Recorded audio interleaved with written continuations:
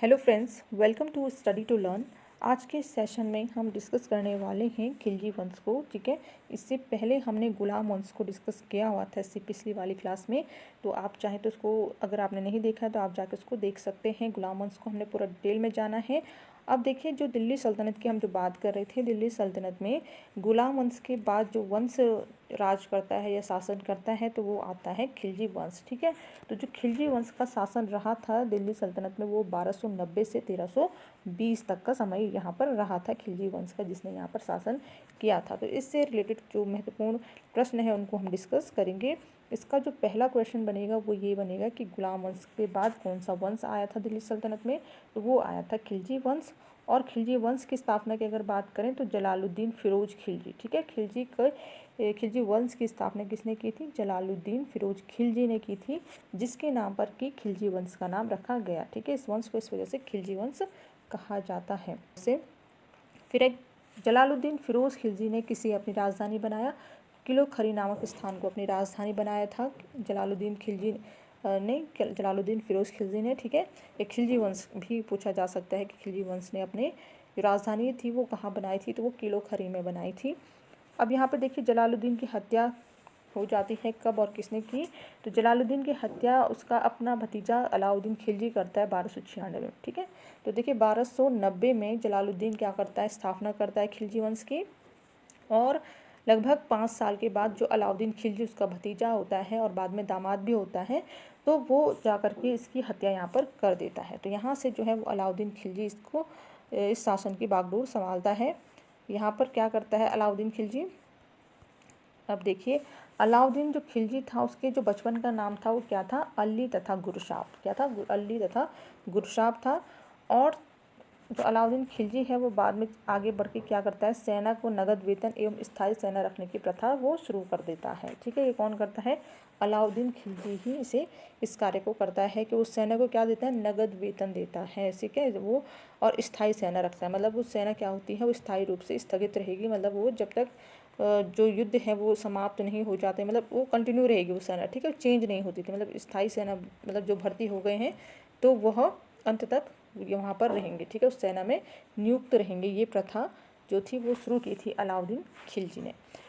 ठीक है, अब आगे इसमें अगला क्वेश्चन देखेंगे। दिल्ली के शासकों में सबसे विशाल स्थायी सेना किसके पास थी? ठीक है, तो जो दिल्ली के शासक हुए उनमें सबसे विशाल और स्थायी सेना भी अलाउद्दीन खिलजी के पास थी। ठीक है, तो ये अलाउद्दीन खिलजी ने बनाया था नया नियम कि जो स्थायी सेना है वो बनी रहेगी और नगद वेतन उनको दिया जाएगा। ठीक है, अब देखिए, अलाउद्दीन खिलजी ने एक और कार्य किया था कि सिक्कों पर तारीख लिखने की प्रथा उसने शुरू की थी। किसने की थी? अलाउद्दीन खिलजी ने। ठीक है, जो सिक्कों पर जो तारीख लिखी जाती थी, तो उससे पहले सिक्कों पर कोई तारीख नहीं लिखी जाती थी, बल्कि जो अलाउद्दीन खिलजी ने अपने शासनकाल से इसको शुरू किया था कि सिक्कों पर क्या होगी? तारीख वहाँ पर लिखी जाएगी। ठीक है, अब आगे इसमें है, अलाउद्दीन खिलजी ने खम्स, यानी कि खम्स कहते हैं लूट के धन को, जो लूटा हुआ धन होता है, खम्स में सुल्तान का हिस्सा कितना किया? ठीक है, जो लूटा हुआ धन है उसमें जो सुल्तान होगा, जो शासक होगा, उसका हिस्सा कितना होगा? 3/4 भाग। ठीक है, ये उसने यहाँ पर फिक्स कर दिया था अलाउद्दीन खिलजी ने। फिर है, अलाउद्दीन ने अपने शासन में किस प्रणाली को दृढ़ता से लागू किया? मूल्य नियंत्रण प्रणाली को उसने लागू किया था। फिर दक्षिण भारत की विजय के लिए अलाउद्दीन ने किसे भेजा? ठीक है, तो मालिक काफूर को। ठीक है, इससे पहले अलाउद्दीन को भेजा था दक्षिण भारत की विजय के लिए किसने? जलालुद्दीन फिरोज ने, जिसकी हत्या अलाउद्दीन ने कर दी थी। लेकिन यहाँ पे अलाउद्दीन जलालुद्दीन की हत्या करने के बाद जो खुद शासन की बागडोर संभाल रहा था, तो उसने अब मलिक काफूर को कहाँ भेजा?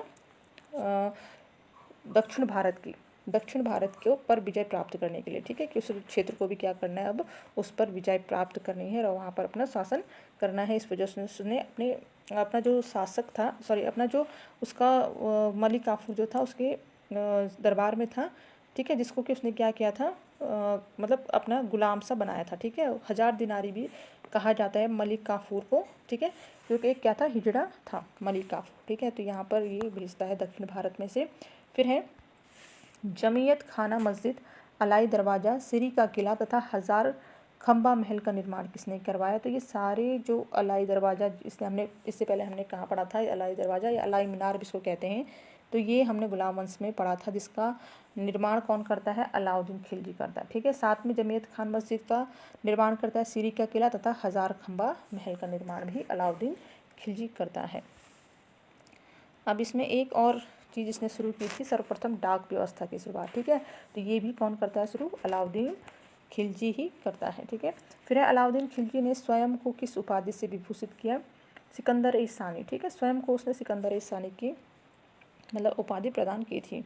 फिर है अलाउद्दीन द्वारा नियुक्त परवाना नवीस नामक अधिकारी से क्या जारी करता था। ठीक है, तो जो अलाउद्दीन द्वारा जो नियुक्त था परवाना नवीस, ये एक पद का नाम है, परवाना नवीस नामक जो अधिकारी था वो नियुक्त किया जाता था वस्तुओं का परमिट बनाने के लिए। ठीक है, फिर खाद्यान्नों को बिक्री के लिए किस स्थान पर लाया जाता था, जो खाद्यान्न वाला जो सामान होता था जैसे चावल गेहूँ दालें वगैरह सारी चीज़ें जो होती थी वो कहाँ पर कौन से स्थान पर लाई जाती थी, तो ये सहना ए मंडी में लाई जाती थी, फिर वहाँ से आगे ये वितरित होती थी। ठीक है, खरीदी या बेची जाती थी वहाँ पे सहना मंडी से। फिर है अलाउद्दीन खिलजी की आर्थिक नीति की व्यापक जानकारी किस कृति में मिलती है, आर्थिक नीति की जो जानकारी है अलाउद्दीन खिलजी के शासन के समय की, तो वो जियाउद्दीन बर्नी की तारीख फिरोज शाही। ठीक है, फिरोज शाही सॉरी तारीख फिरोज शाही, ये जो अलाउद्दीन खिलजी की आर्थिक नीति के बारे में इसमें दिया गया है, जो किसने लिखी है, जियाउद्दीन बर्नी ने लिखी है। फिर आएगा इसमें खजाइनुल फतूह किसकी कृति है, तो ये अमीर खुसरो की कृति है। फिर है रिहला के रचयिता कौन है, इब्न बतूता। ठीक है, तो ये देखिए ये दोनों ही जो कवि रहे, इब्न बतूता जो है वो यात्री था। ठीक है, तो ये जो अलाउद्दीन खिलजी के शासनकाल के समय में रहे। ठीक है, अमीर खुसरो और इब्न बतूता, और इनके पुस्तकें थी, एक इब्न बतूता की तो रिहला और अमीर खुसरो की खजाइनुल फतूह थी। ठीक है, फिर आगे बढ़ते हैं नेक्स्ट क्वेश्चन पे। अलाउद्दीन खिलजी के द्वारा लगाए गए दो नवीन कर कौन से थे। ठीक है, उसने दो नए कर चलाए थे अपने शासनकाल में, चराई कर एवं गड़ी कर। जो चराई कर था वो किसके लिए था, दुधारू पशुओं पर लगाया गया था, वो जो कर था वो चराई कर था, और घरों एवं झोपड़ी पर लगाए जाने वाला जो कर था वो गड़ी कर था। ठीक है, ये दो नए कर अलाउद्दीन खिलजी ने लगाए थे। फिर है सबसे अधिक मंगोल आक्रमण किसके शासनकाल में हुए, तो ये अलाउद्दीन खिलजी के शासनकाल में हुए। फिर अगला क्वेश्चन देखिए, इसमें अलाउद्दीन खिलजी के किस प्रसिद्ध सेनापति की मृत्यु मंगोलों के साथ ही मतलब उनके साथ वो लड़ते हुए उसको मृत्यु प्राप्त हुई थी। ठीक है, तो वो कौन सा सेनापति था, वो था जफर खान, जो कि मंगोलों के साथ लड़ते लड़ते क्या होता वीरगति को प्राप्त होता है। फिर है खालसा भूमि किस शासक के काल में अधिक पैमाने पर विकसित हुई, तो खालसा भूमि कहते हैं जो सरकारी भूमि होती है उसको खालसा भूमि कहा जाता है। तो किसके शासनकाल में यह अधिक पैमाने पर विकसित हुई, यानी कि जो उसके रेट थे उसकी जो कीमत थी वो और ज़्यादा ऊंची हो गई थी, और इस पर लगाए गए कर भी यहाँ पर क्या हुए थे, ज़्यादा हो गए थे। ठीक है, तो ये खालसा भूमि जो थी वो अलाउद्दीन खिलजी के शासनकाल में ये विकसित हो गई थी। ठीक है, फिर है अलाउद्दीन खिलजी का कौन सा जो सेनाध्यक्ष था तुगलक वंश का जो प्रथम सुल्तान बना। ठीक है, प्रथम सुल्तान बना जो अलाउद्दीन खिलजी का सेनाध्यक्ष था। ठीक है, तो ये था गाजी मलिक, जो कि तुगलक वंश का प्रथम सुल्तान बना था। ठीक है, तो आगे हम इसमें तुगलक वंश को जो पढ़ेंगे तो आपको पता चलेगा कि गाजी मलिक ही क्या था, तुगलक वंश का संस्थापक रहा, मतलब पहला सुल्तान बना। ठीक है, फिर है प्रसिद्ध कवि अमीर खुसरो किसके दरबार में रहते थे, तो ये अलाउद्दीन खिलजी के दरबार में। ठीक है, इससे पहले गुलाम वंश के शासनकाल में भी रहे अमीर खुसरो, और यहाँ पर फिर आगे चल के अमीर खुसरो जो अलाउद्दीन खिलजी के शासनकाल में भी रहे। फिर है नई फारसी काव्य शैली सबक ए हिंदी हिंदुस्तानी शैली के जन्मदाता कौन थे, तो ये दो काव्य लिखे, फारसी काव्य लिखे। ठीक है, या कविताएं कहेंगे इसको, सबक ए हिंदी हिंदुस्तान शैली के जन्मदाता, तो ये अमीर खुसरो रहे।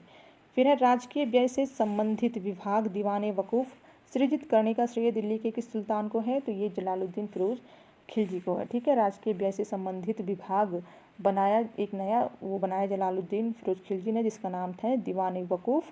ठीक है, जलालुद्दीन फिरोज खिलजी कौन, जिसने सबसे पहले खिलजी वंश की स्थापना की, जो पहला शासक रहा खिलजी वंश का, जिसकी हत्या किसने की, अलाउद्दीन खिलजी ने की। ठीक है, तो इसने ही ये दीवान ए वकूफ़ को इस विभाग का निर्माण किया था।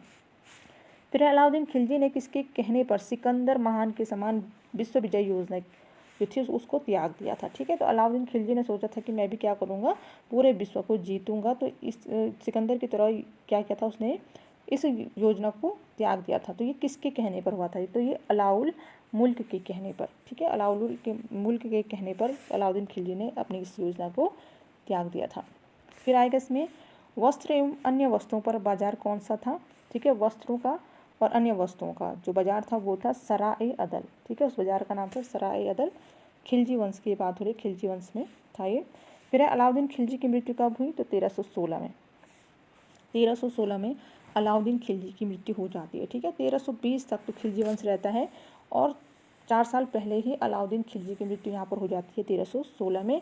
और अलाउद्दीन खिलजी के बाद जो गद्दी पर बैठता है वो कौन बैठता है? कुतुबुद्दीन मुबारक खिलजी। कौन बैठता है? कुतुबुद्दीन मुबारक खिलजी। यहाँ से ये क्या करता है? गद्दी संभालता है, खिलजी वंश पर शासन करता है, ठीक है, ये इसका शासक बनता है। फिर है किस खिलजी शासक ने खलीफा की उपाधि धारण की? तो ये मुबारक खिलजी ने, ठीक है, जो कि क्या अलाउद्दीन खिलजी के बाद राजगद्दी पर बैठता है, खिलजी वंश की जो बागडोर है वो अपने हाथों में लेता है।